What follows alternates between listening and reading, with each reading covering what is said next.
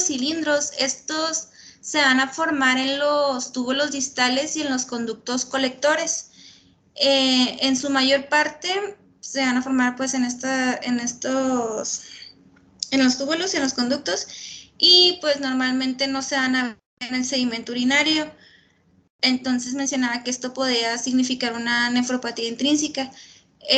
Podemos encontrar cilindros leucocitarios, cilindros de eritrocitos y cilindros epiteliales. Cuando encontramos cilindros leucocitarios, menciona que es signo de pielonefritis. Los de eritrocitos iba a ser patognomónico de glomerulitis o vasculitis. Y cilindros epiteliales en grandes cantidades podría ser también un indicador de rechazo en pacientes que hayan tenido algún trasplante. En el caso de los cristales, su identificación es importante, en particular en pacientes con litiasis, ya que puede ayudar a determinar su etiología. Aunque otros tipos de cristales pueden detectarse en individuos normales, el hallazgo de cristales de cistina van a confirmar el diagnóstico de cistinuria. Va a haber cristales que precipitan en orina ácida, y esos van a ser los de oxalato de calcio, de ácido úrico y de cistina.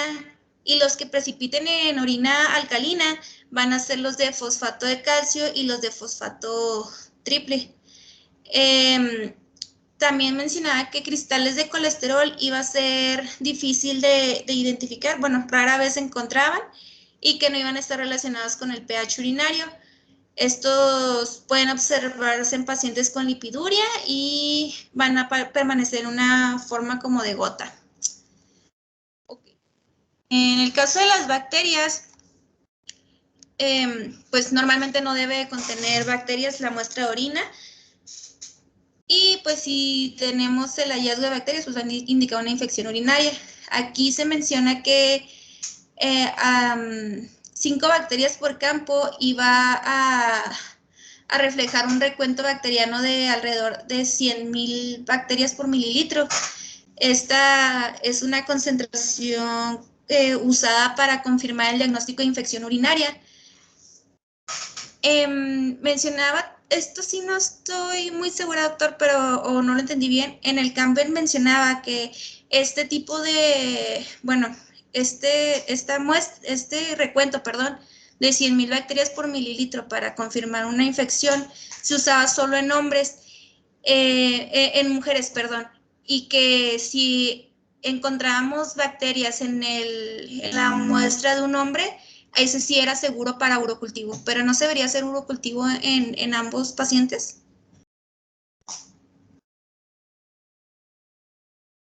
Doctor.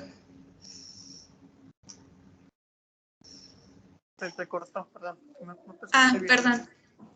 Es que mencionaba, aquí yo tenía una duda porque mencionaba el libro que para decir que de 100,000 bacterias por mililitro hay una infección, que eso solo aplicaba en mujeres, y que en el caso que encontrar bacterias en la muestra de un hombre, ahí sí se tenía que hacer a fuerzas el urocultivo, pero mi duda es que no debería hacerse el urocultivo en ambos pacientes. El urocultivo es imprescindible si quieres conocer la bacteria, pues, o sea, el tipo de bacteria que es, o sea, qué bacteria es, y hay una cantidad de unidades formadoras de colonias que son las que son necesarias para la determinación de una infección o no. Entonces, si tiene, mira, la verdad es que en la práctica el urocultivo lo reservamos generalmente para pacientes que tienen mucha recurrencia.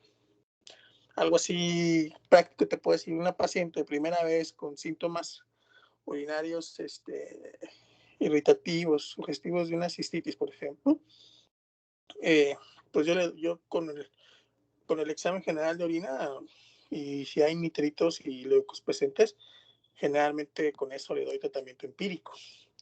Ya a menos que, por ejemplo, la paciente diga, bueno, me sentí bien y todo, acabé el tratamiento, pero volví otra vez a empezar. Entonces ahí sí me veo forzado antes de poder dar otro ciclo de antibiótico. Entonces sí, tomarle el urocultivo y esperar ahora sí el resultado para poder ver qué bacteria es. Y recuerde que el urocultivo nos da algo que se llama antibiograma. El antibiograma es qué bacterias son las que le van a atacar, pues a destruir a la bacteria. Y ya en base a eso, pues tomamos una decisión. Eso es más o menos la cuestión práctica, ¿no? Pero si nos vamos a lo teórico, obviamente, si tú tienes clínica de infección y tienes nitritos y leucos positivos, la cantidad de bacterias realmente es muy no es tan confiable porque la muestra puede estar contaminada, porque pueden no ser bacterias gran negativas, pueden ser bacterias mismas de lo que son el prepucio, de los labios mayores, de los labios menores, que la muestra no haya sido adecuadamente tomada, o una muestra que se contaminó en el propio laboratorio. O sea, en sí las bacterias como tal no son determinantes. Yo pues, he visto exámenes generales que dicen bacterias abundantes y la paciente anda como si nada, o sea, no tiene ninguna sintomatología, o sea, no es tan exacto, pues, es a lo que voy. No sé si con eso contesto tu pregunta o... Sí, doctor, gracias. Ok, bueno, mencionaba también que si observábamos con un objetivo de gran aumento, ahí se podían distinguir varias bacterias como los bacilos gram negativos, porque pues estos van a tener su forma bacilar característica y los estreptos se iban a identificar a través de sus cadenas. Y si encontrábamos un cúmulo de microorganismos, iba a sugerir la presencia de estafilococos. En el caso de las levaduras, si las encontramos, era muy indicador de Candida albicans, ya que estas iban a tener una forma ovalada bicóncava. Esto hacía que se confundieran con eritrocitos, como los había mencionado, pero pues se pueden distinguir igual por sus cifras. Estas las vamos a identificar con mayor frecuencia en pacientes con diabetes mellitus o con una muestra contaminada de mujeres con candidiasis vaginal. También uno de los parásitos que podemos encontrar pues es Trichomonas vaginalis. Esta va a ser pues una causa frecuente de vaginitis en mujeres y pues uretritis en hombres.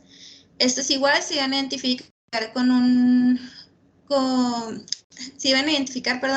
con sus flagelos de movimiento rápido, y estas sí las podíamos identificar con un objetivo de bajo aumento.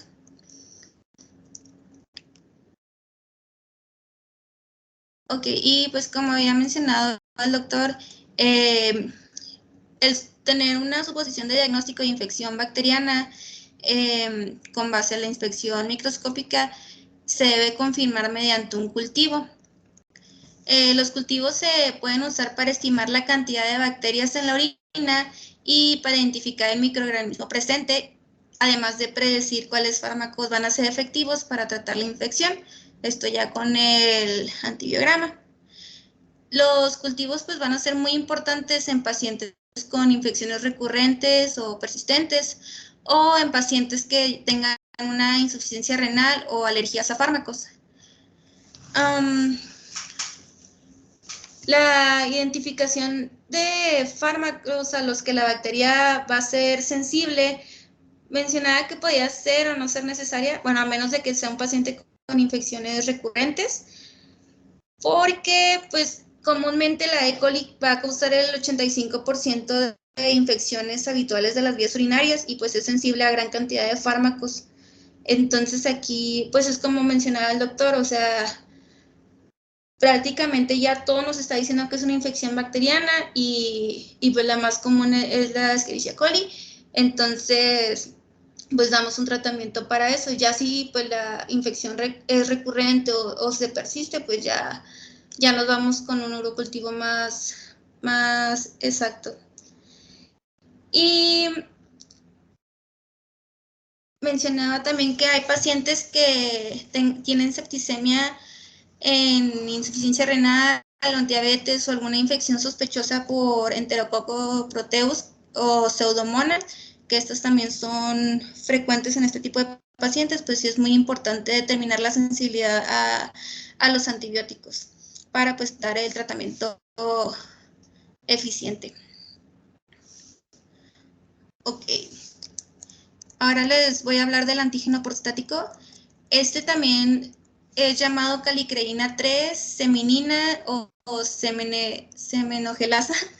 El antígeno prostático específico va a ser una glicoproteína con un peso de 34 kilodaltons. Este va a estar integrado por 237 aminoácidos y su gen va a estar activado en el cromosoma 19 del ADN de las células epiteliales de ductos y acinos prostáticos. En condiciones normales, pues es secretado hacia el lumen de estas estructuras. El antígeno prostático va a estar constituido por dos fracciones, la libre y la compleja. Estas son susceptibles de ser cuantificadas en el suero de pacientes afectados por patologías tumorales de próstata, tanto benignas como malignas. El uso del antígeno, como les dije, pues es... no, ya me confundí. Ok, va a aumentar las tasas de detección del cáncer de próstata, que tiene mayor probabilidad de estar limitada a la glándula cuando se compara con la detección por otros medios. Los otros medios pues serían el tacto rectal o la biopsia.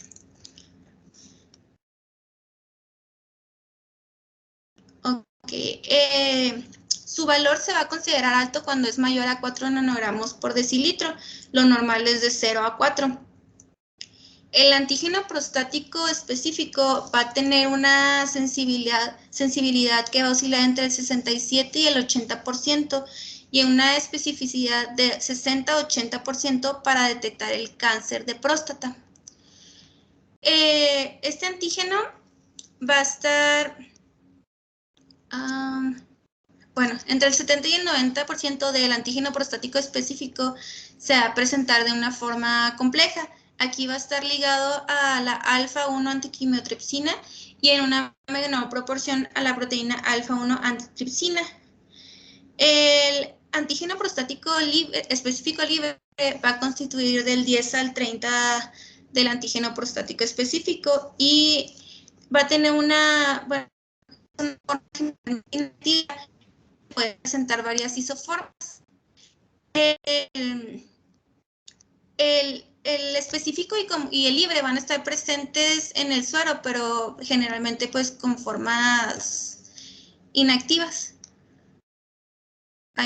Bueno, aquí les iba a mencionar que un artículo del Seguro Social mencionaba que la combinación de tacto rectal y antígeno prostático es la prueba de primera línea para evaluar el riesgo de que se presente un cáncer de próstata en un individuo. Sin embargo, pues como ya nos había mencionado el doctor, con el puro análisis de antígeno prostático es suficiente para predecir la presencia de cáncer de próstata. También mencionaba que había otro que era de 3, que iba a ser el antígeno prostático, el tacto rectal, perdón, y la biopsia de próstata dirigida por ecografía para la detección temprana del cáncer. Otros marcadores que podemos tener, bueno, primero vamos a tener dos tipos de análisis, que uno es el Oncotype. Va a ser un análisis del tumor, bueno, ya con el tumor, para el cáncer de próstata, para predecir la malignidad del cáncer y controlar el tratamiento.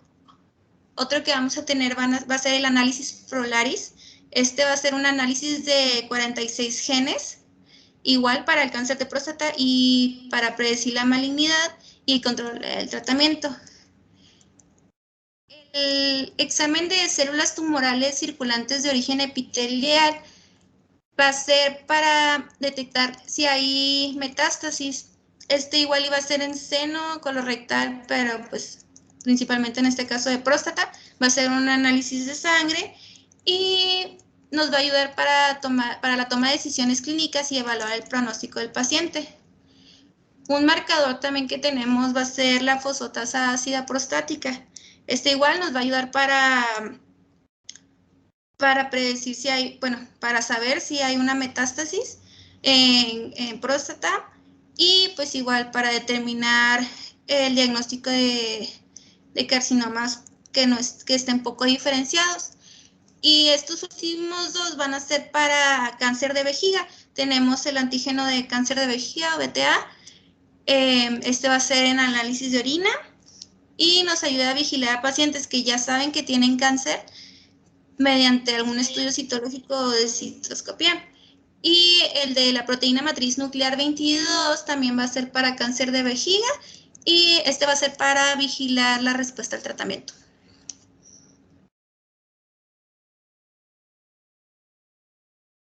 Bueno, compañeros, yo soy Andoni. Yo les voy a hablar de los estudios radiológicos y de ultrasonido.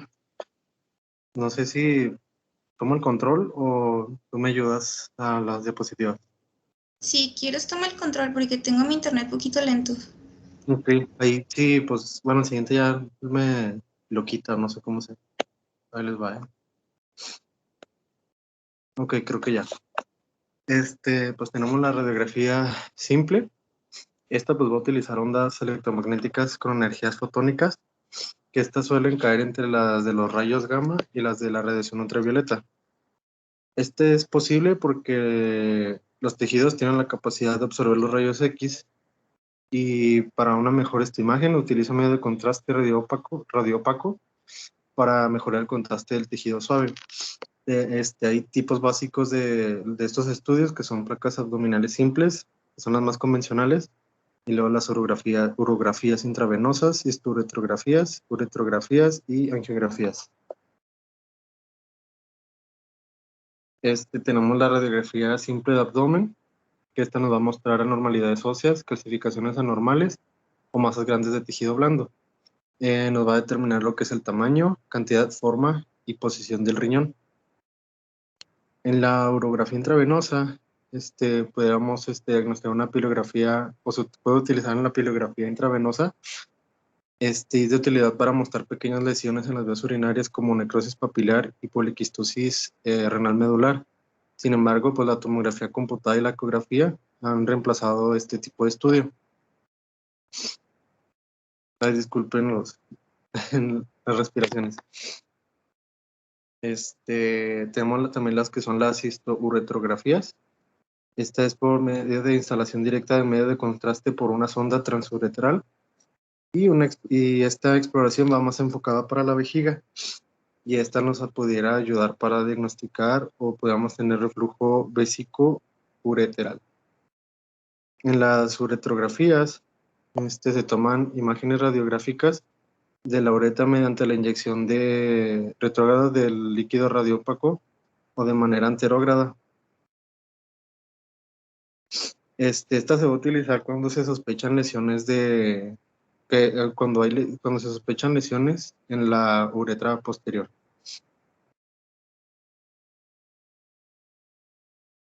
En lo que es la angiografía, aquí vamos a tener imágenes de los vasos sanguíneos usando igualmente medios de contraste radioopacos. Esto nos va a ayudar a observar las estructuras renales y también para estudios del cuerpo cavernoso. Y nos ayuda en estudios del cuerpo cavernoso mediante una inyección directa de material de contraste. Esta se va a utilizar en busca de enfermedad de Peyronie, la habían mencionado, creo, no sé si el equipo anterior, la enfermedad de Peyronie o fibrosis, o en caso de impotencia, priapismo y lesiones penianas traumáticas.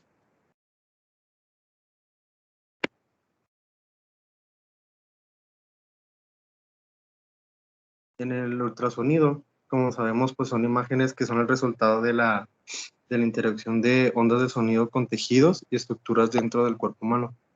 Estas se van a producir aplicando breves ráfagas de corriente eléctrica alterna a una serie de cristales alojados en el transductor. Este va a generar las ondas de ultrasonido para la obtención de imágenes. El transductor va a convertir la energía eléctrica en la energía sonora y viceversa. La ecografía es la imagen refleja formada cuando parte del sonido emitido por el transductor rebota en las interfaces del tejido hacia el transductor. Esto sí a grandes rasgos, ¿verdad?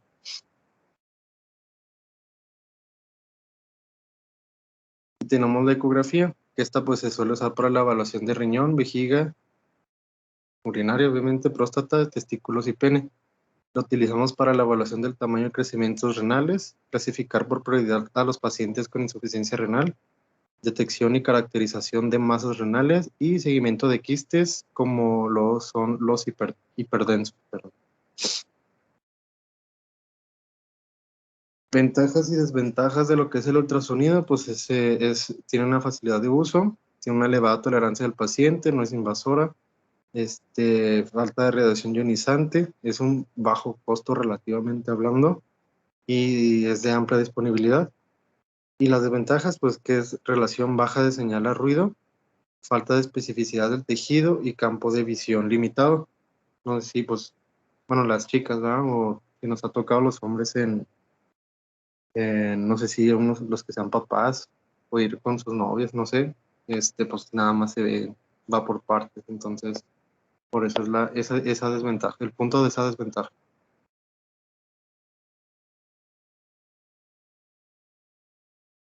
Deja que si Buenas tardes, quieres, compañero. toma Sí, el me control. pongo a tomar control. Ujú. Gracias, ándale. Bueno, voy a presentar urotomografía, urografía por tomografía computada y resonancia magnética. Voy a apagar un poquito la cámara para que no se me vaya, bueno, para no batear tanto.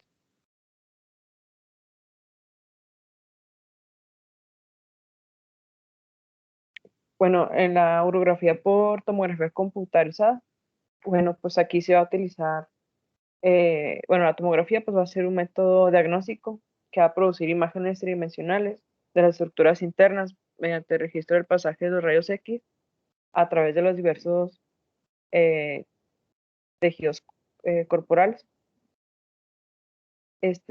Como la radiografía convencional, pues el fundamento aquí de la tomografía pues va a ser la atenuación de los fotones de los rayos X a atravesar el paciente.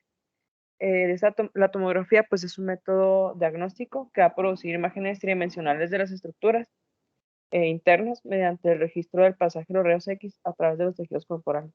Un ordenador pues nos va a reconstruir esas imágenes, estos cortes transversales del cuerpo y pues nos va a dar como resultado pues una imagen detallada de las estructuras.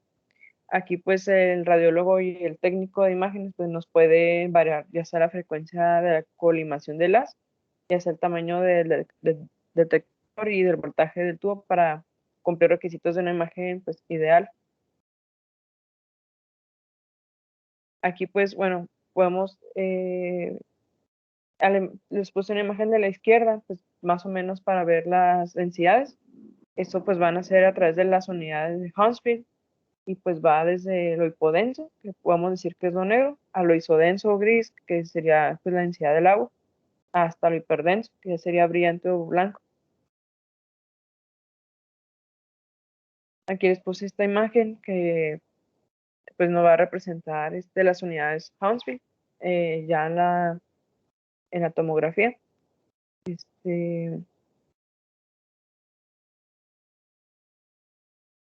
Esas unidades pues nos van a decir básicamente la atenuación de la intensidad que experimenta el haz de rayos desde que sale el tubo y pues más o menos estas densidades, por ejemplo, tenemos para el aire puede ser desde -1000, para los lípidos puede ir desde -10 a -120, el agua pues va a ser lo isodenso, para partes blancas va desde 30 hasta 50. En ciertos hematomas pues va de 75 a 50, ya hablando de hueso o de contrastes yodados pues va desde 200 hasta 1000 o depende del tipo del elemento pues va hasta 4000.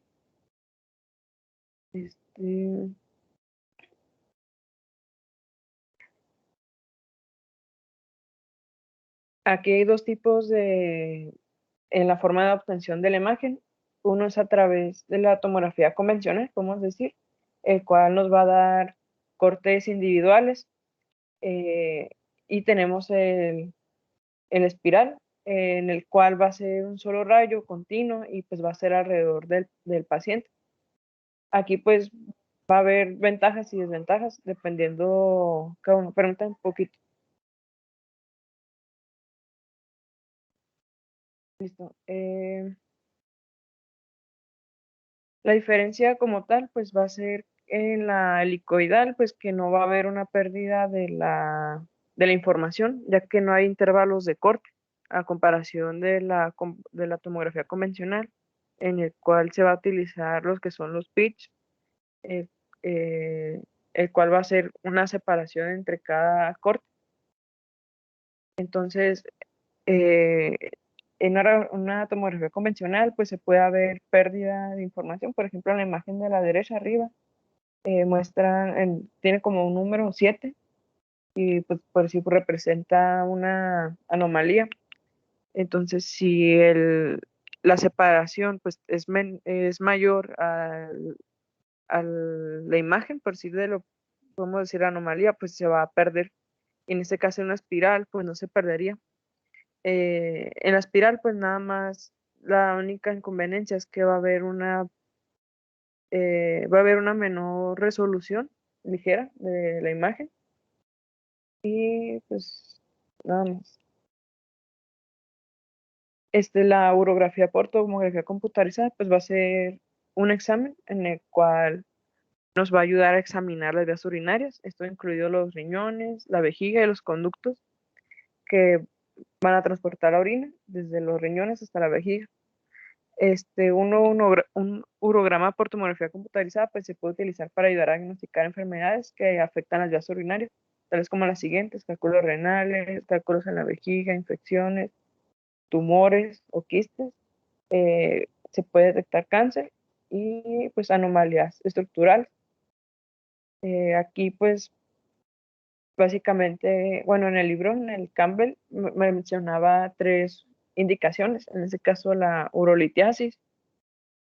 Pues básicamente la tomografía pues es muy utilizada para encontrar, ya que pues va a tener una sensibilidad que va a oscilar entre 96 y 100% y una especificidad del 92 al 100%, esto en la urolitiasis. Eh, También pues en los tumores renales y quísticos y sólidos. Esto pues aquí la mayoría, bueno, desconozco ya en la clínica, pero en el libro mencionaba que cuando los pacientes concurrían a las salas de urgencias y que se les hacía una indicación frecuente de una tomografía computarizada, pues se solía encontrar o caracterizar un tumor, ya sea como quiste simple o complejo, o ya un tumor sólido. Entonces, pues esto nos ayuda, bueno, esas indicaciones de la tomografía pues, nos ayudaba pues a encontrar, aunque, bueno, es que no sé cómo decirlo, pero así como que, mm, aunque, bueno, es que sin querer, pues se encontraban eh, pues sí, estos quistes o tumores. Y hay una clasificación, nomás que no puse imágenes, una clasificación para los quistes complejos, que ahorita más adelante voy a mencionar porque hay unas fases en la tomografía computarizada. Esta clasificación es de Bosniak, empleada pues para distinguir si la lesión va a requerir, si va a ser quirúrgica o no. Las lesiones de categoría 1 van a ser quistes simples y se van a considerar benignos. En la lesión de categoría 2 pues, van a ser quistes más complicados y pudieran tener calcificaciones, también calcificaciones, perdón. Puede haber líquido con atenuación elevada y varios tabiques delgados. La lesión de categoría 3 pues va a ser más compleja, va a presentar áreas calcificadas y pues también va a presentar paredes o tabiques irregulares. Déjenles pongo la imagen para que observen. Una que es 2F. Aquí se va a ver en la imagen superior derecha. Va a ser una lesión, podemos decir, un quiste Bosniak 2F. Aquí esos son considerados 2F, ya que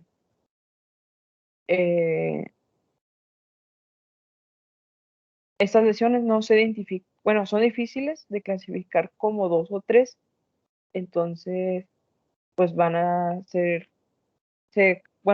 ponen en esa categoría. Y en la categoría 4, estos van a ser tumores quísticos que van a reunir todos los criterios de la 3 que ya mencioné, o sea, áreas calcificadas, paredes y tabiques irregulares, y pues que van a ser adyacentes o independientes a la pared. Y pues la lesión tipo 4 van a tener mayor probabilidad de malignidad a comparación a la 1, 2 o 3. Voy a regresar un poquito. Básicamente la urografía pues nos va a ayudar para esto, para la clasificación, para para la urolitiasis, y la otra es para la hematuria, el cual pues nos va a ayudar para esta evaluación, ya sea macroscópica o microscópica. Y va a estar por diferentes fases. Aquí puse una imagen de la tomografía y más o menos qué estructuras se pueden observar. Y hablando de las fases, se va a dividir en 4 fases. La fase simple, que va a ser antes de la administración del medio de contraste. Tenemos una fase corticomedular o arterial, una nefrograma o nefrogénica y una fase excretora. En esta fase simple, pues se va a obtener antes de la administración del medio de contraste intravenoso, y el cual pues, nos va a permitir evaluar la presencia de cálculos renales, vesicales y ureterales, además de definir la presencia pues, de lesiones hemorrágicas y coágulos. También a establecer la presencia de calcificaciones, ya sea en el parénquima renal o lesiones focales renales, además de definir la densidad de las lesiones. Y aquí le puse esta imagen, el cual, bueno, en la primera imagen se va a mostrar un doble sistema renal derecho con un ureterocele. En la imagen A, es una fase excretora, que sería la última fase, en el cual pues, nos va a demostrar los 2 uréteres del lado derecho. La imagen B, pues va a ser... ¿Estás pasando las imágenes? Porque yo no las veo. Sí, en que es diapositiva 26, no sé. ¿Ustedes Me qué quedé ven? en la de las fases, o sea, pero en lo que está escrito, dice fases Ah, la urotomografía, ortomografía. Ah, ok. pero no Se supone veo, que ahí pero cambié. veo que describes imagen A, imagen B, pero yo no la veo. Por eso no sé ¿Ustedes, si yo soy el único o compañeros? es. Ah, ok. Yo estoy Déjame viendo preguntar a los compañeros. en la 10, en la 26. Yo sí la veo. Sí, donde están las 3 imágenes A, B y C. Sí, las creo, yo no la veo. No sé si es. Ah, ok, perdón, ya estoy bien. Ah, ok. Bueno, estas 3 imágenes, pues va a ser un doble sistema renal derecho con ureterocele. En la imagen, en la primera, en la A, es una imagen axial de la fase excretora, es la última fase, por decir así. Esta, pues, es en tomografía aplicada superior y va a demostrar los 2 uréteres en el lado derecho. En la imagen B, que es la del medio, aquí se va a identificar el ureterocele, perdón, ureterocele en el lado derecho. Y la imagen C va a ser la imagen axial en fase simple, que es la que estamos viendo. Aquí, pues, el ureterocele derecho se encuentra ocupado por un cálculo pues, no obstructivo del ureterocele. Y si hubiera pasado por alto en este paciente, si no se hubiera realizado la fase simple del estudio, pues ya que la fase secretora, la densidad del cálculo pues va a ser similar a la densidad del contraste. Entonces, aquí pues la importancia pues de las fases, y pues también pues es difícil, pero pues ya en la práctica pues tenemos que tener en cuenta pues esto también. Aquí es otra imagen, que es la que mencioné, la de los quistes.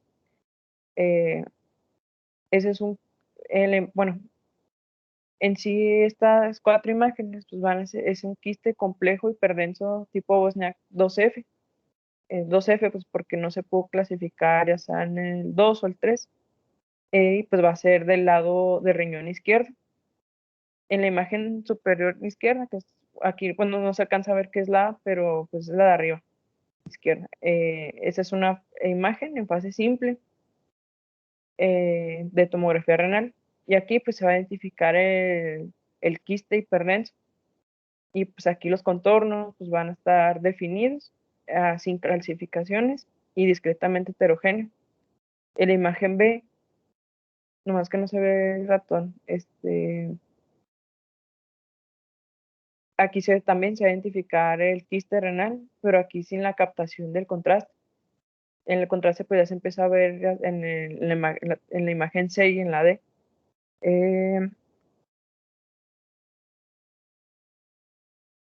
Y pues aquí en esta imagen pues va a ser la densidad pues parecida a la imagen A, el riñón, pues eso es en el riñón izquierdo. En la imagen C y D, esas son reconstrucciones coronales en topografía renal, y esto en una fase nefrogénica.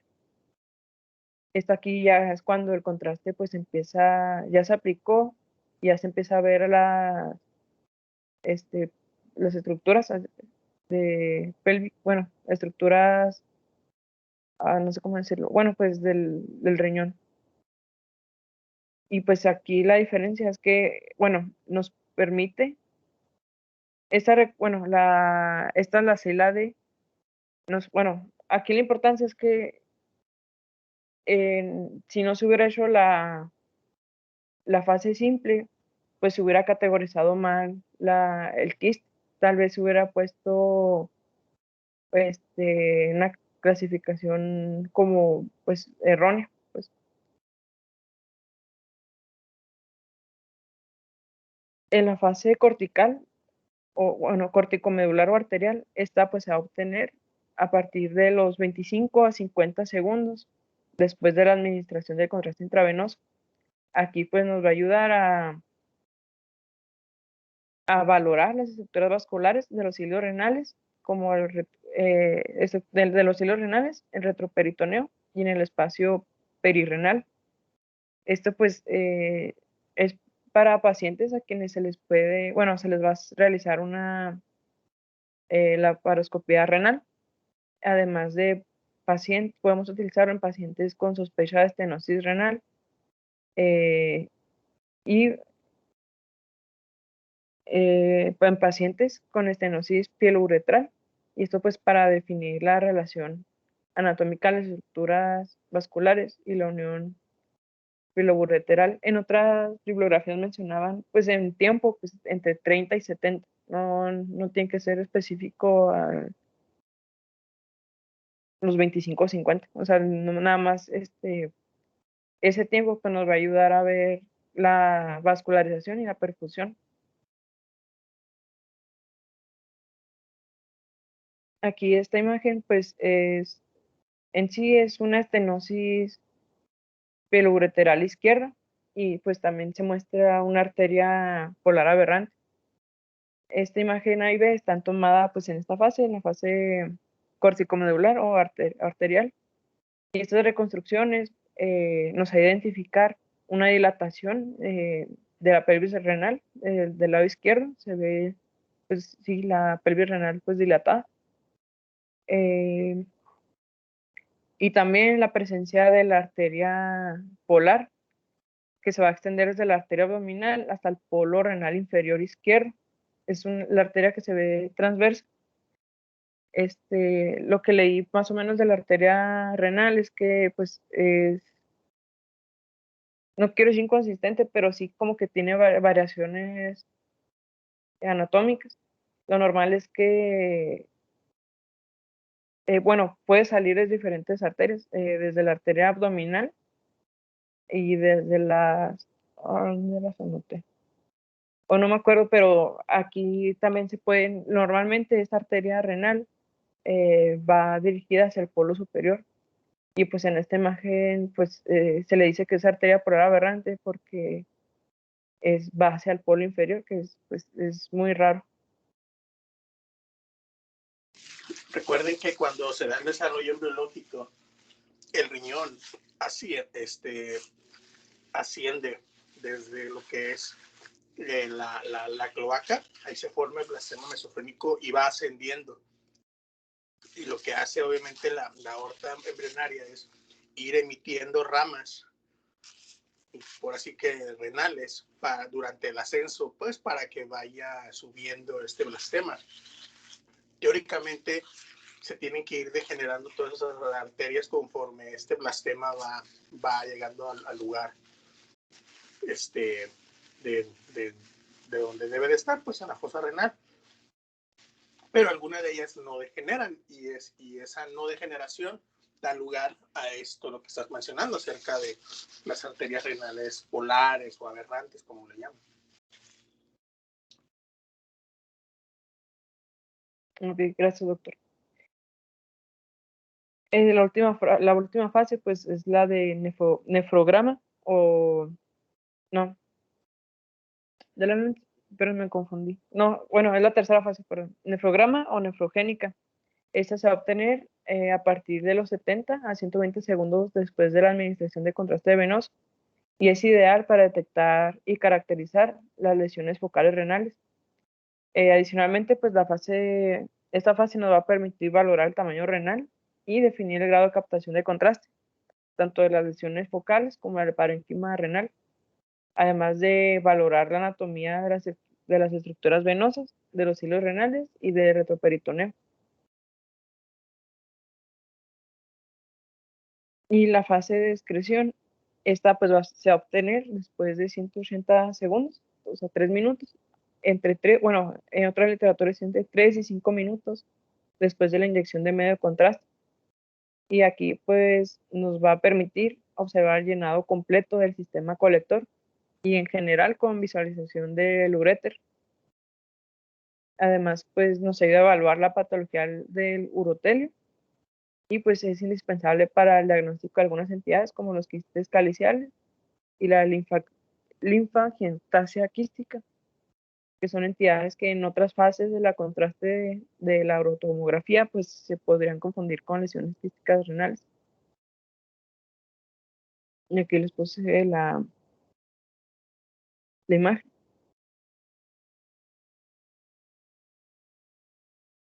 Aquí pues es un divertículo calicial.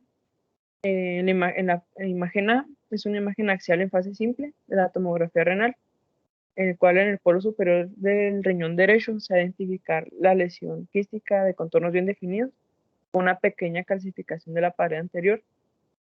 En la fase B es una fase de nefrograma con topografía renal. Aquí la lesión quística visualizada en el riñón derecho no capta el medio de contraste. En la imagen C es una imagen axial de excreción y el cual, pues aquí la lesión física renal derecha se va a llenar de medio contraste urinario, con lo que se correlaciona con el divertículo calicial. Si no se realiza pues, la fase de excreción, sería imposible hacer el diagnóstico del divertículo calicial y solamente se podrá hacer pues, del quiste complejo. Y la última imagen, que es la D, es una reconstrucción tridimensional, el cual pues, se va a definir la fase de excreción renal con sus características, además del divertículo del calicial del polo superior del riñón derecho. Bueno, en sí la urotomografía pues, nos va a ofrecer ventajas, el cual nos va a ayudar a evitar la administración de la urotomografía va a ofrecer ventajas sobre la urografía, al cual pues va a ser al evitar la administración de contraste, de medio contraste, y además de permitir el diagnóstico de otros trastornos capaces de causar dolor abdominal. Esta tomografía, la tomografía multicorte, pues nos permite diagnosticar rápidamente los cálculos, los cuales van a ser radiolúcidos, que pueden no observarse con una urografía intravenosa, y también los más pequeños. Y también se mencionaba que incluso en la porción distal del ureter, excepto aquellos cálculos de indinibir que estos pues van a tener una densidad parecida, bueno, los cálculos de indinibir es difícil de detectar por la densidad del contraste. Además durante la evaluación de la urolitiasis, la tomografía computarizada, pues sin contraste, pues va a tener una sensibilidad de entre 96 y 100% y una sensibilidad del 92 y 100. Aquí les puse estas imágenes. La primera imagen pues es una radiografía pues normal de abdomen. La segunda es una tomografía axial computarizada sin contraste. La imagen de la derecha es una tomografía axial computarizada con contraste. Aquí pues hay diferencias que se pueden observar las estructuras. La imagen de abajo izquierda es una tomografía axial con plano frontal y ya la última imagen es una TAC procesada por volumen. Aquí pues mencionaba que muestran cambios de la pelonefritis santo-granulomatosa en el riñón izquierdo y de cálculos lineales y un stent ureteral derecho.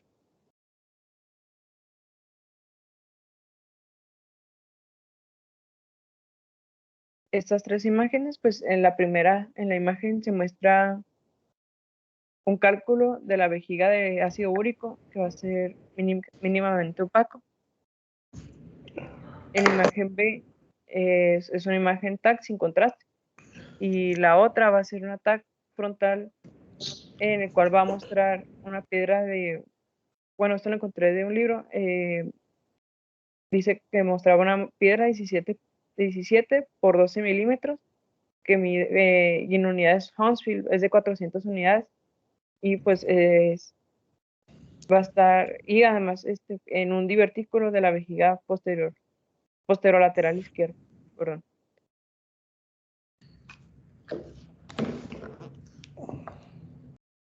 Entrando ya a la resonancia magnética. La resonancia magnética, pues, ese se va a emplear cuando los pacientes pues, no se pueda recibir medios de contraste yodados y cuando los hallazgos tisulares en el aparato urinario no pueden confirmarse con tomografía o con resonancia o con ecografía, perdón. Aquí pues la imagen va a depender de la forma de energía. Aquí, bueno, no va a utilizar radiación a diferencia de la tomografía. Y aquí pues nos va a dar imágenes ponderadas en T1 o en T2. Las imágenes ponderadas en T1 pues se generan en el periodo de recuperación del equilibrio del eje Z, que va a ser el longitudinal, mientras que las de T2 van a ser generadas en el equilibrio del eje XY, que va a ser transversal. Y la diferencia es que en las imágenes ponderadas de T1, aquí el líquido va a presentar una señal baja y va a aparecer de color oscuro. Y en las imágenes ponderadas de T2, la señal va a ser elevada y se va a observar de color brillante. Y en el riñón, pues se va a traducir a una corteza con mayor señal o brillo que la médula. Y pues de las indicaciones, pues, bueno, primero va a estar dentro de las ventajas. A diferencia del ATAC, pues no va a requerir una radiación ionizante y pues nos va a permitir obtener imágenes en múltiples planos. No va a requerir medios de contraste, el cual va a ser seguro en pacientes con insuficiencia renal. La definición pues va a ser mayor y lo que les mencionaba de la imagen T1 y de la T2. De las desventajas es que no se pueden utilizar en pacientes con marcapasos, personas con que tengan grapas en aneurismas, cuerpos extraños retenidos o prótesis metálica. También mencionaba pacientes con claustrofobia, además de que otra desventaja es que pues suele requerir 30 minutos dentro del núcleo del imán para poder hacer la imagen. Además de que pues los pacientes deben de permanecer sin respirar durante 20 a 30 minutos mientras se obtiene esta secuencia de imágenes.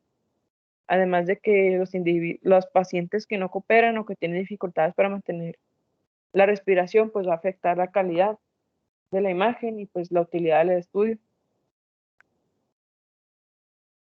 De las indicaciones, pues nos va a ayudar a la evaluación de los tumores renales, ya sean sólidos o quísticos, además de la estadificación de las neoplasias malignas renales, también la evaluación de las estructuras venosas y la determinación del compromiso de la vena cava, esto por un carcinoma de células renales, además de una descripción de la enfermedad suprarrenal.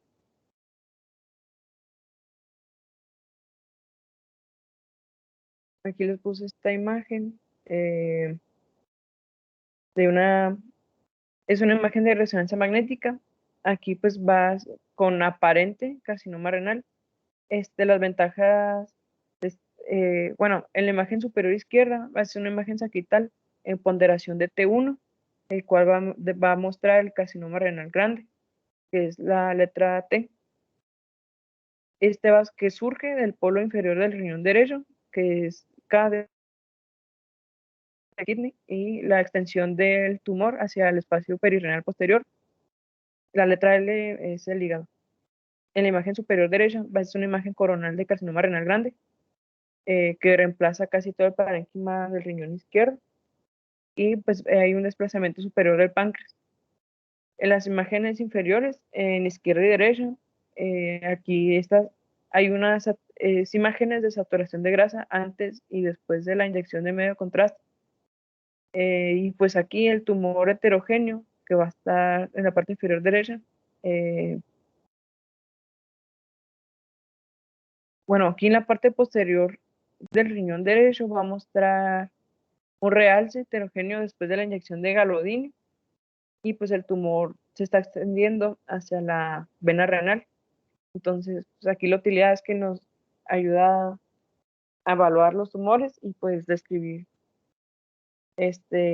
bueno, evaluar también las estructuras venosas.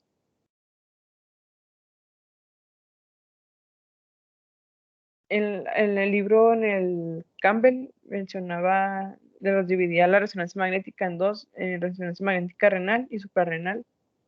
En la resonancia magnética renal se dice que en la ponderación en T1 va a ser superior que la tomografía computarizada. Esto pues para la evaluación de carcinoma de células renales.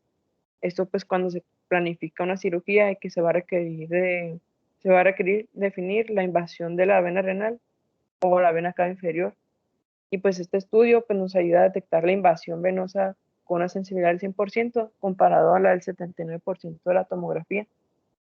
Y pues de la desventaja de esta resonancia es que no va a detectar la urolitiasis y pues va a ser más costoso.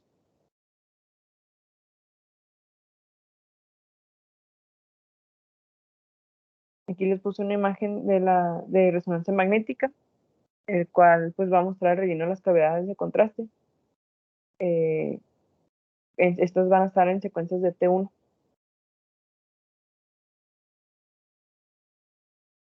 Y ya en la resonancia magnética suprarrenal, pues nos va a ayudar, pues va a ser de gran utilidad para evaluar esta glándula. Este estudio pues nos va a permitir distinguir con facilidad los adenomas suprarrenales, esto de las metástasis de esta glándula, sin necesidad de un contraste intravenoso. Además, el líquido de contenido lipídico en los adenomas nos va a determinar que se diferencien en forma rápida de los procesos malignos. También nos ayuda a detectar el feocromocitoma, el carcinoma de la corteza suprarrenal y las lesiones metastásicas en la glándula suprarrenal, que se suelen presentar con una intensidad de señal elevada o son brillantes en T2. Aquí les puse la imagen. Esta es una resonancia magnética de glándulas suprarrenales normales. En la imagen A es una imagen axial ponderada en T1, el cual nos va a mostrar las glándulas suprarrenales con las flechas rectas. Y pues en la imagen B, las glándulas suprarrenales pues se van a visualizar con mayor hiperintensidad.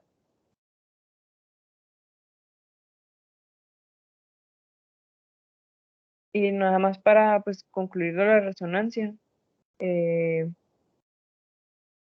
pues nos va a dar ventajas pues para evaluar ya sea las glándulas suprarrenales, bueno, es que cada uno va a tener ciertas ventajas y desventajas. Las desventajas de la resonancia pues va a ser más costosa. Lo que ha mencionado de los 30 minutos para poder obtener la imagen y que no en todos los tipos de pacientes pues se pueden utilizar. Y las ventajas es que también no se utilizan medios de contraste. Pues en comparación a la tomografía, pues la resonancia magnética pues suele ser más segura y pues que no se expone a los pacientes a una radiación ionizante. Eso sería todo de la resonancia magnética.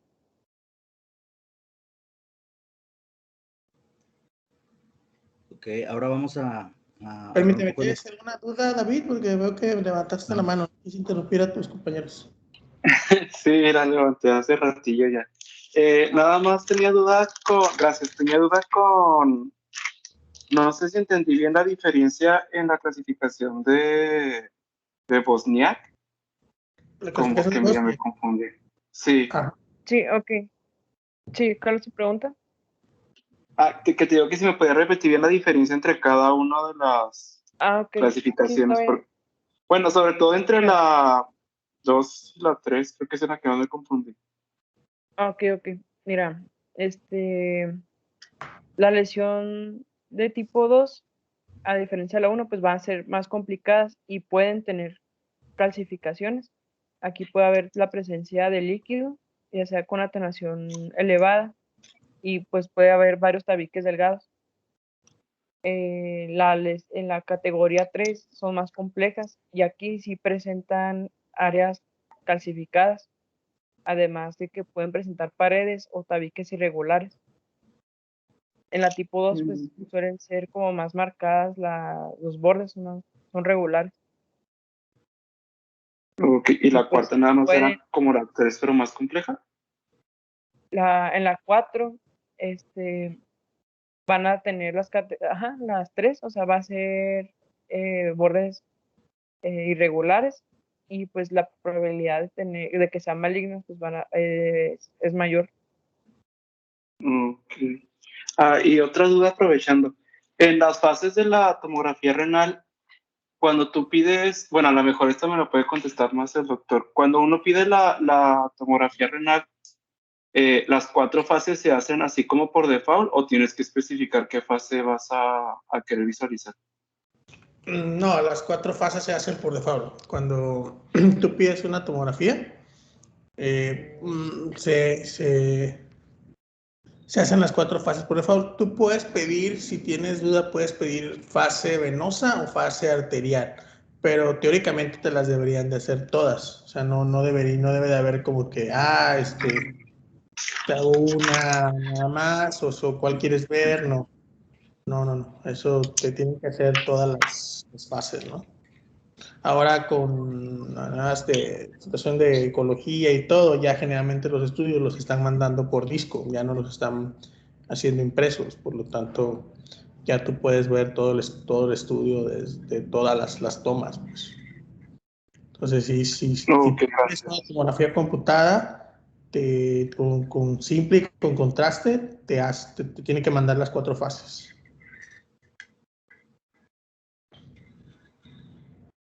Gracias.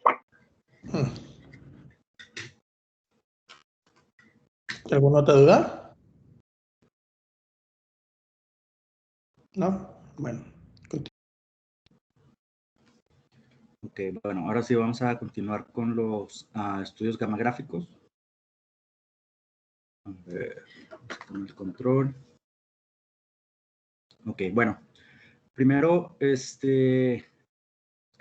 técnica de utilizar radionúclidos, inició más o menos en el año 1960 con las curvas de actividad-tiempo obtenidas de la captación y la excreción renal de radiofármacos. A estos antes se le conocían como renogramas, pero ahora ya se utilizan más los términos de gammagrafía o escintigrafía. Las imágenes renales obtenidas utilizando estos isótopos radioactivos van a permitirnos evaluar la anatomía y la función al mismo tiempo, con una mínima alteración de la fisiología. Esta va a ser una de las mayores ventajas. Y las imágenes se van a obtener utilizando radiofármacos marcados con radionúclidos, en especial, y el más utilizado es el tecnesio 99, que en cantidades pequeñas va a proporcionar un flujo de fotones que interactúan en una cámara de centelleo, o también se le conoce como gamma cámara. Bueno, a diferencia de los rayos X, en los que el paciente se irradia desde una fuente externa, en este tipo de estudios de gamagráficos se va a suministrar un compuesto radiactivo al paciente que le va a permitir convertirse a sí mismo en la fuente de las radiaciones que van a ser captadas por la radiocámara. Las ventajas es la menor exposición de los pacientes a las radiaciones en comparación con los rayos X, y también de que va a haber ausencia de reacciones alérgicas, o van a ser muy, muy, muy pocas. Va a haber menos contraindicaciones médicas, y la obtención de imágenes con énfasis va a ser con un enfoque más funcional que anatómico. Para esto, como ya lo mencioné, se va a utilizar los radiofármacos. Estos son generalmente compuestos por un radioisótopo unido a un transportador con ciertas propiedades fisiológicas.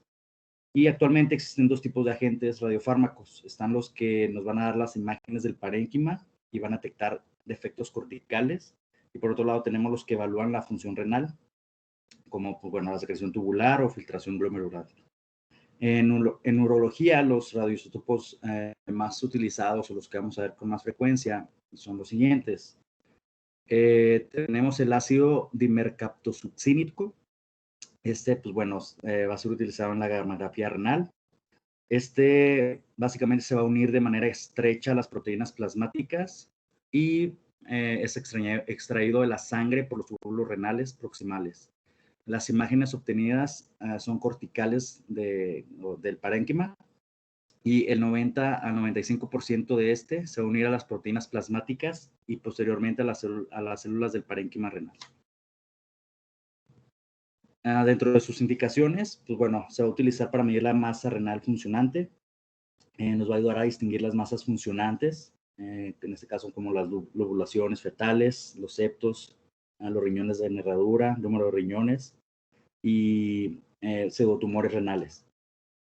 Nos va a ayudar a localizar masas que ocupan el espacio, no funcionales o mudas, como algunos tumores, quistes o abscesos. También nos va a ayudar a hacer el diagnóstico de cicatrices después de una pielonefritis aguda, más sensible que la urografía y la ecografía para este fin.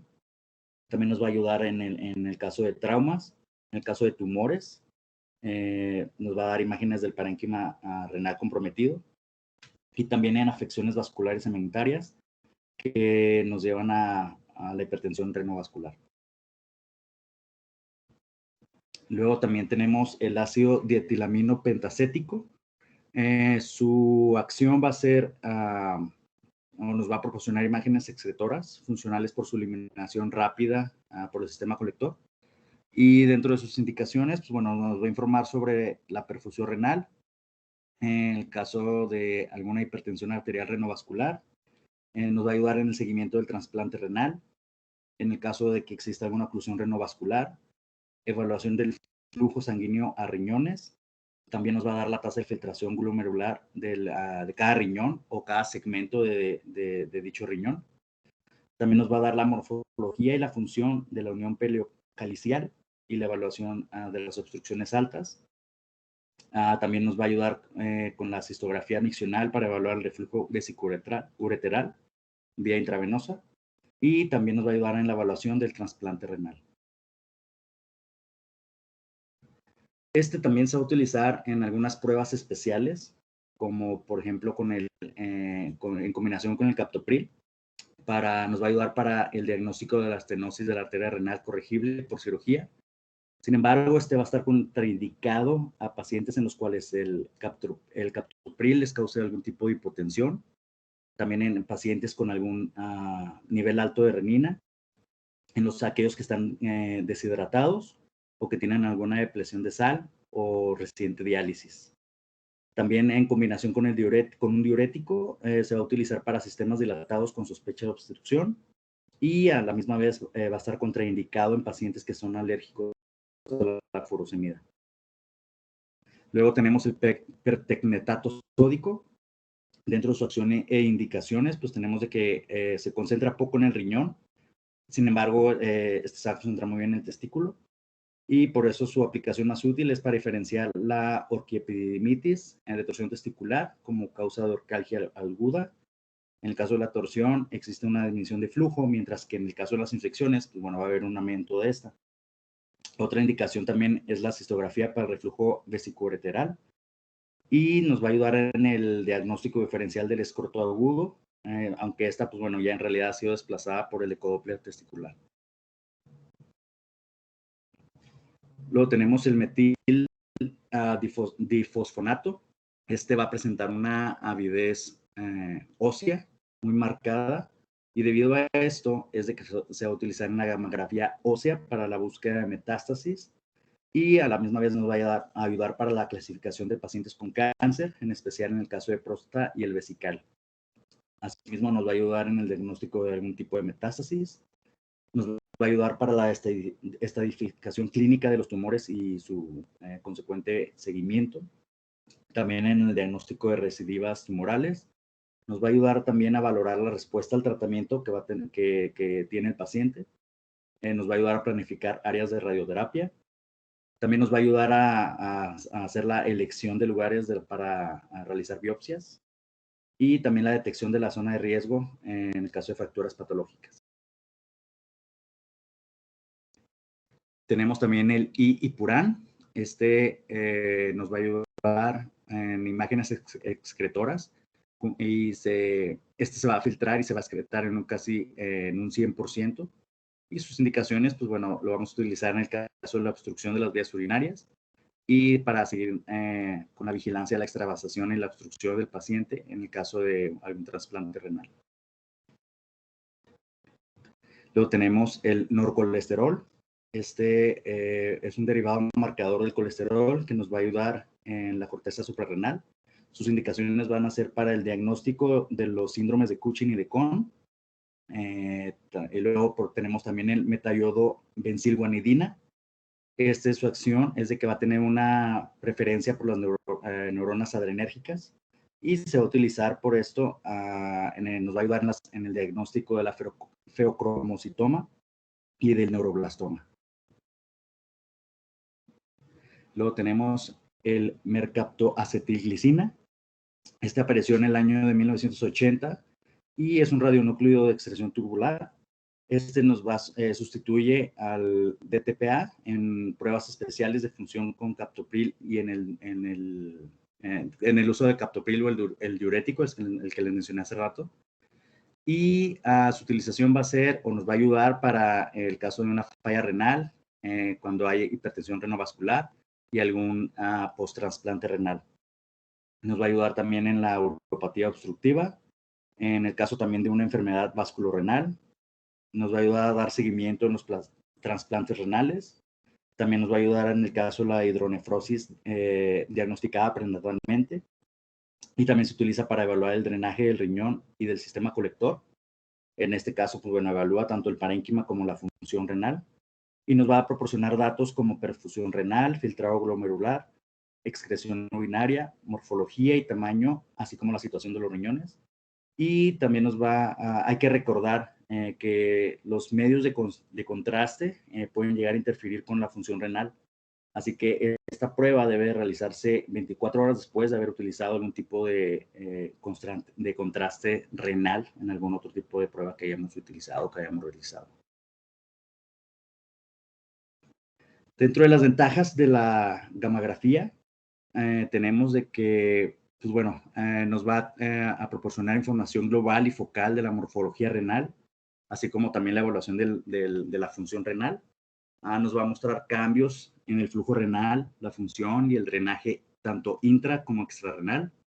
Nos es útil para estudiar las lesiones congénitas adquiridas. puede ser aplicable en todos los pacientes, esto independientemente de la edad o de la función renal. Contribuye al diagnóstico, pronóstico y tratamiento. Muy rara vez va a requerir un cateterismo vesical. No es operador dependiente. Es muy rara o muy baja la incidencia de las reacciones a radiofármacos. Y presenta, como ya les mencioné al principio, una muy baja dosis de radiación. Asimismo, dentro de las desventajas es de que, pues bueno, es de baja resolución para, en el caso de algún tipo de lesión anatómica. No nos va a detectar cálculos ni calcificaciones y va a requerir algún tipo de imágenes compensadoras para alguna información complementaria que pudiéramos necesitar. No existe estandarización en el procedimiento y tampoco en la interpretación de resultados, así que, pues bueno, tiende a ser hasta cierto punto subjetivo al intérprete de los resultados. También otro tipo de estudio que tenemos es la cistografía. En este caso es muy parecido a la gammagrafía, pero en este caso el radionúclido que vamos a utilizar es el sulfuro coloidal con tecnesio. Y la indicación para la cistografía es de que se va a utilizar para el diagnóstico y el tratamiento del reflujo vesicureteral. Y por último, quise agregarles este otro estudio que es parecido también a la gammagrafía, nada más que se sale un poquito de sus características. La diferencia es de que en vez de utilizar los rayos gamma, este va a utilizar la emisión de positrones. En este caso, el trazador usado con más frecuencia es el fluor de desoxiglucosa y su principal indicación va a ser en el diagnóstico de tumores por el aumento del metabolismo de la glucosa. Y en el caso de la urología, es la valoración de masas residuales en el cáncer de testículo después de algún tipo de tratamiento quimioterapéutico. Y con esto, bueno, terminaríamos nuestra presentación. No sé si tengan alguna duda, comentarios, preguntas. Doctor, si quiere agregar algo. Duda, muchachos. La verdad, sinceramente, estuvo muy completa su plática, La verdad, en los 6, 7 años que llevo dando clases, la verdad, este tema en específico siempre lo habían dejado un poquito muy escueto, pero la verdad es que me ha gustado, al menos las 3 exposiciones que han dado de anatomía, semiología y esta, la verdad, han estado muy buenas, la verdad, muy completas, la verdad, muy pocos habían incluido la parte de explicar también las fases de la urografía. Entonces, sí, la verdad, la voy a agregar, créanme que sería confundirlos más. Pero, o sea, la verdad, lo más importante es que tengan bien presente las 4 fases de la urografía o de la urotomografía. Fase simple, fase nefrográfica, fase de eliminación y la fase pielográfica, que es ya es donde se ven los sistemas colectores, y la fase de eliminación. Son las 4 fases, ¿no? Esas son hasta pregunta de examen, ¿no? ¿Cuáles son las fases de la urografía excretora, de la urotomografía? Realmente lo más importante aquí también hay que conocer, sobre todo, eso sí, ahondar un poquito es qué pedir. O sea, de cada estudio tiene lo que es sensibilidad y especificidad, ¿sí? Que en términos prácticos es qué tan bueno es ese estudio para diagnosticar y qué tan bueno es ese estudio para estar plenamente seguros que no hay esa enfermedad. O sea, eso quiere decir los 2 términos, sensibilidad y especificidad, en términos prácticos. Entonces, por ejemplo, en términos de, por ejemplo, de testículos, pongamos un ejemplo. El estudio que tiene la mayor sensibilidad y especificidad es el ultrasonido. ¿Sí? Hay gente que a lo mejor quiere verse muy acá y pedir una tomografía. Pero bueno, sabemos que la tomografía en caso de testículos solamente se pide cuando es un tumor, tiene sospecha de un tumor y tiene sospecha de metástasis hacia el retroperitoneo. Otro uso de la tomografía en testículos al menos no lo hay. ¿Sí? O cuando hay un paciente con una criptorquidia que no lo encuentras en en canal inguinal y pues tienes que pensar que está en abdomen, ahí utiliza la tomografía. Pero nada más, pero si es una patología intraescrotal, el ultrasonido es el mejor estudio. También lo mismo sucede como por ejemplo con la próstata. Pues una tomografía, pero pues no tiene tanta sensibilidad, no tiene tan buena sensibilidad y especificidad como por ejemplo un ultrasonido. Caso contrario, por ejemplo, en cuanto a litiasis, por ejemplo, un ultrasonido tiene una tasa de falla o una sensibilidad o especificidad baja comparada con la tomografía. La tomografía tiene un 98-99% de sensibilidad y especificidad para el diagnóstico. Entonces, es muy importante ahí sí conocer qué estudios se pueden pedir para cada patología, ¿no? Ya lo iremos viendo con calma, pero al menos aquí ya vieron los principios. En la tomografía es muy importante que conozcan lo que es unidades Hounsfield, sí, que habla de densidad de tejido, densidad de líquido. Les mencionaban ahí una diapositiva. La verdad es que sinceramente se me hizo muy completa la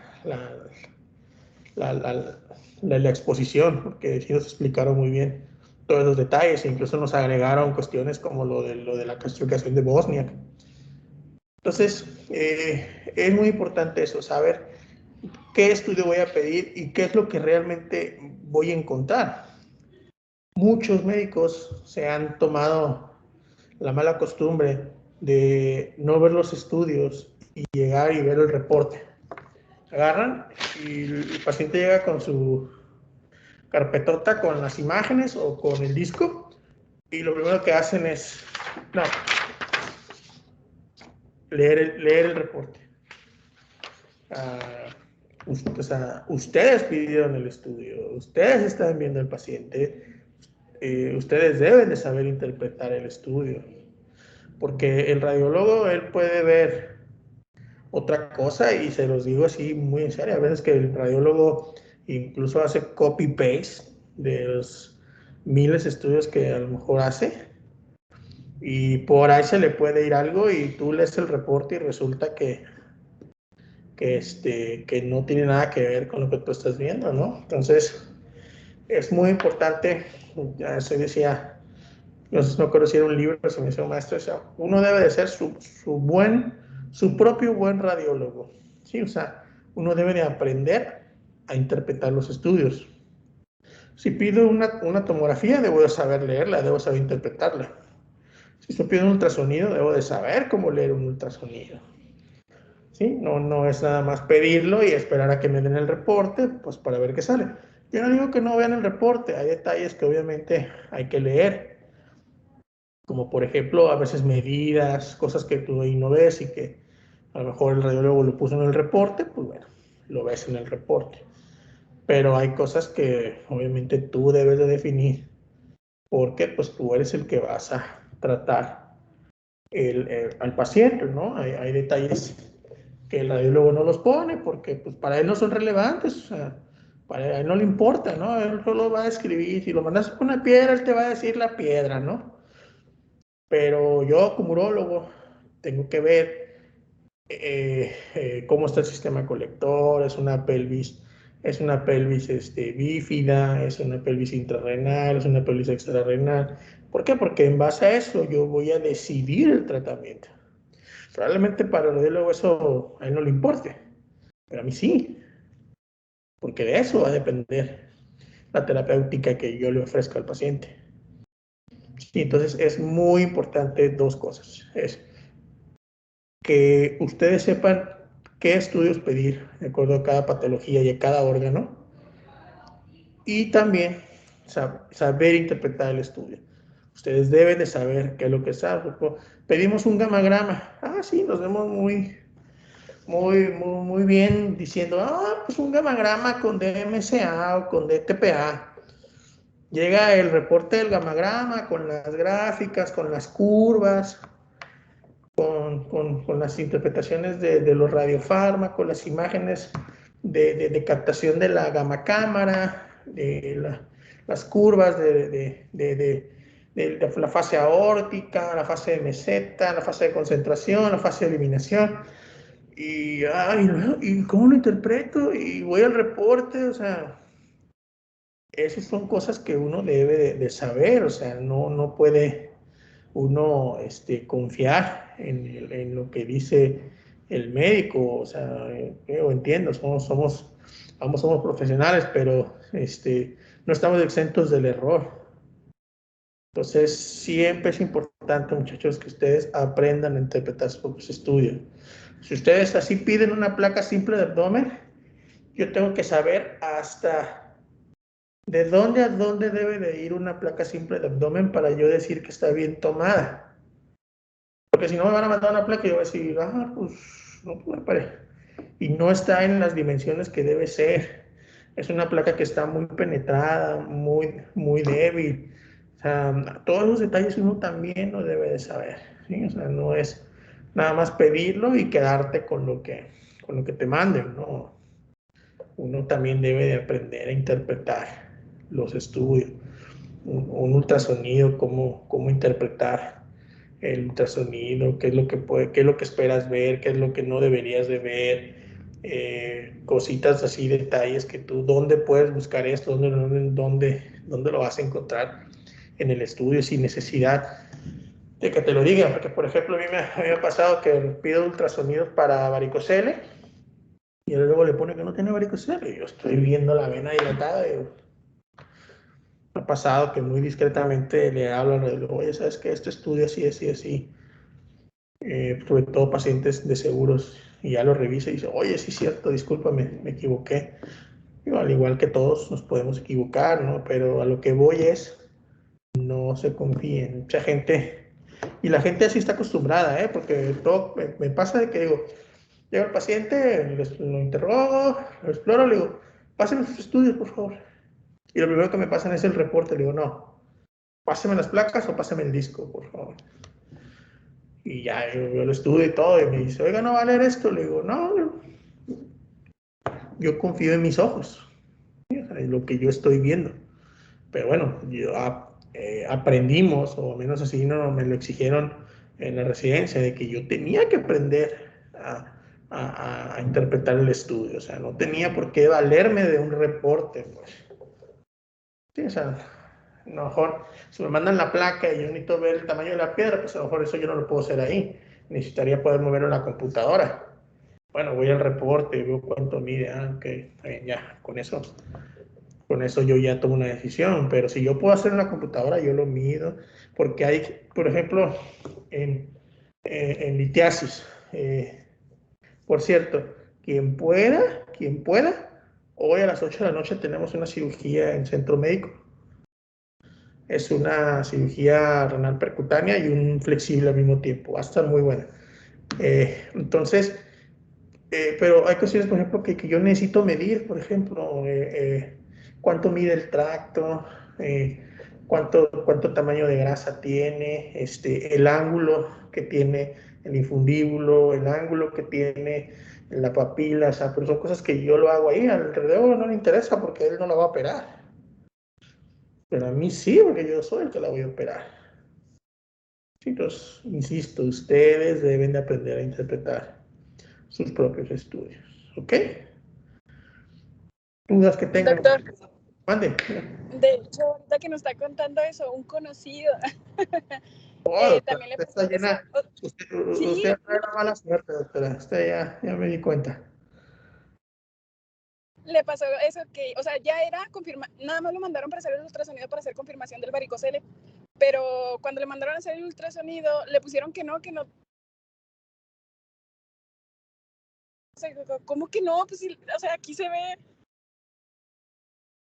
Sí, o sea, es a lo que voy, o sea, uno debe de aprender a interpretar los estudios, o sea, quien no lo ve el estudio va a decir, bueno, pues el radiólogo dijo que no, pues es no, pero les insisto, o sea, el radiólogo es humano igual que nosotros y se puede equivocar y ve 10,000 estudios en el día y es flojo y hace puro copy-paste y resulta que el copy-paste no borró lo que decía del otro paciente así, o sea, no se confíen. Por eso es importante que ustedes lo vean, que ustedes vean el estudio y sepan, pues, que están buscando, ¿no? ¿Qué es lo que van a ver?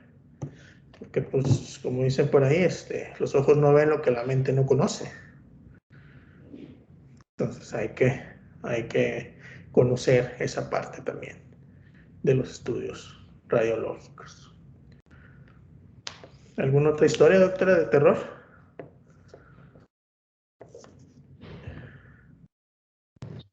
Ortopedista nada más, pero no, de ahorita, del tema no. ¿Lo pegó el brazo equivocado o cómo?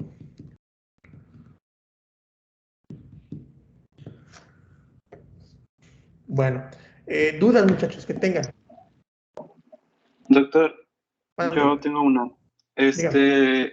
Bueno, ya sabemos que la resonancia magnética pues es costosa y no está como que Por la muy al tomografía. alcance de países en desarrollo. Ajá.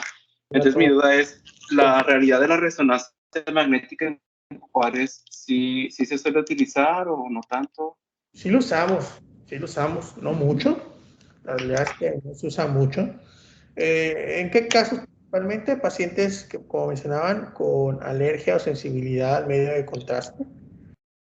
Pacientes con insuficiencia renal que no se les puede proponer medio de contraste, aunque ya ya se describió una nefropatía por gadolinio, que es el medio de contraste que se utiliza en la resonancia, pero la tasa es muy baja, entonces es algo. También, por ejemplo, cuando vas a definir, por ejemplo, tumores o lesiones en suprarrenal, también es muy bueno, que tiene muy buena definición. Pero, pues, tío, la mayoría de las veces hacemos tomografías, La verdad es que hacemos tomografías al loco.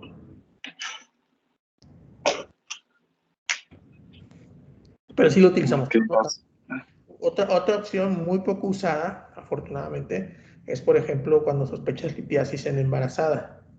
Pero tiene la desventaja que la resonancia, no define muy bien el tamaño de la litiasis y es donde te quedas así. Y como veremos en el tema, veremos que tamaño y localización de la piedra, conocerlos, es sumamente importante para determinar el manejo.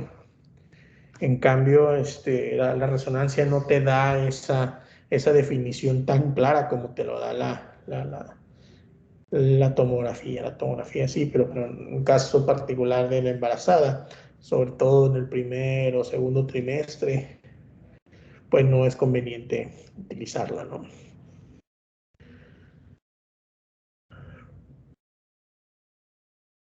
¿Qué más, muchachos? No recuerdo, pero por ejemplo, una de las desventajas y tomando en cuenta lo que les decía de que ustedes aprendan a interpretar los estudios, es el ultrasonido es operador dependiente. Él puede estar viendo una cosa y, como, por ejemplo, yo me ha tocado mucho que pacientes que vienen de X hospital, para no quemar a nadie, llega y todos, no, duele la espalda, doctor, hizo un ultrasonido y me dijeron que tengo piedras. Veo el estudio y le digo, pues no tiene ninguna piedra. Oiga, pero aquí dice en el reporte. Pues sí, señora, en el reporte puede decir misa, pero yo estoy viendo el estudio, yo estoy viendo la imagen. Y la imagen que está aquí, o que el doctor está señalando, no cumple los criterios radiográficos para decir que es una piedra. Le digo, me extraña que el doctor, siendo especialista en eso, no lo haya percatado. Sí, una imagen en ultrasonido para decir que es una piedra debe ser una imagen hiperecogénica, ¿sí? Una imagen hiperecogénica y debe de tener sombra acústica posterior, quiere decir que se vea negro después de esa imagen. ¿Esto es por qué? Porque el transductor manda ondas de sonido y de acuerdo a la densidad, el tejido, esas ondas de sonido rebotan y al rebotar, al captarlas otra vez el transductor, la interpreta en una imagen. Entonces, como la piedra no permite el paso del sonido, atrás se ve negro. Entonces, cuando tenemos una imagen hiperecogénica con sombra acústica posterior, podemos decir que esa es una imagen altamente sospechosa de litiasis, aunque por default tenemos que pedir una tomografía para poder definir bien sus características para poder proponer un tratamiento, ya sea médico o quirúrgico. Por enésima vez, aprendan a ustedes a interpretar los estudios que solicitan. No se confíen de los reportes.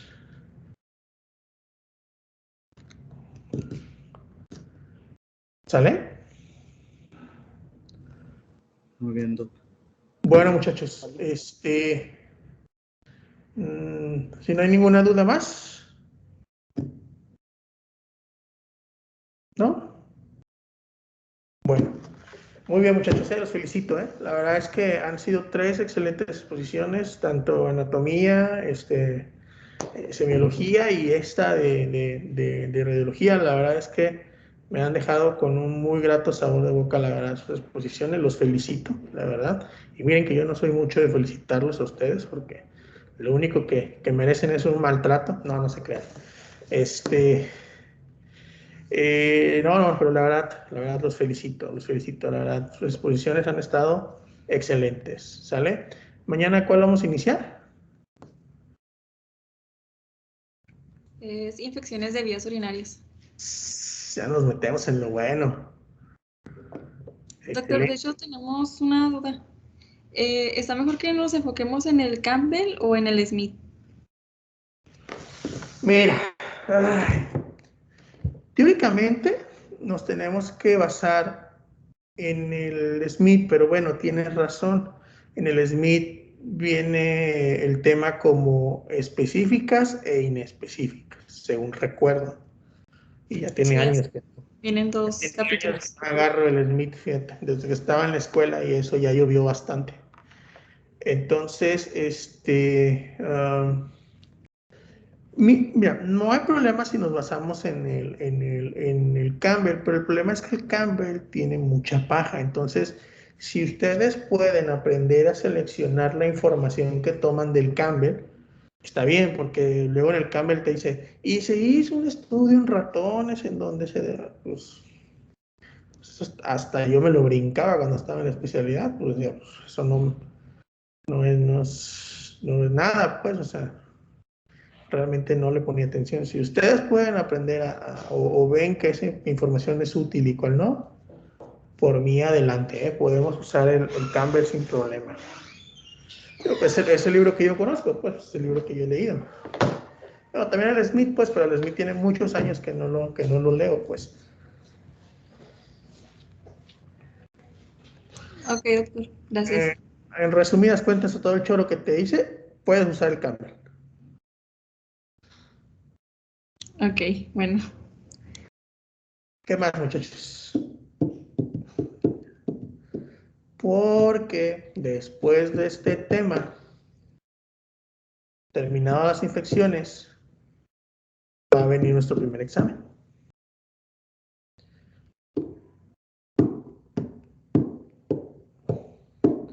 Ahora sí viene la venganza. Ya estoy llorando. Viene la venganza del doctor. En cuanto terminemos el tema de infecciones, que yo creo que va a ser la próxima semana, o sea, yo creo que nos va a llevar infecciones mañana, la primera hora, martes y jueves, y el siguiente martes, o sea, a ver, vamos. Martes 7, me parece. A ver, 6. Exacto, martes 7. De septiembre.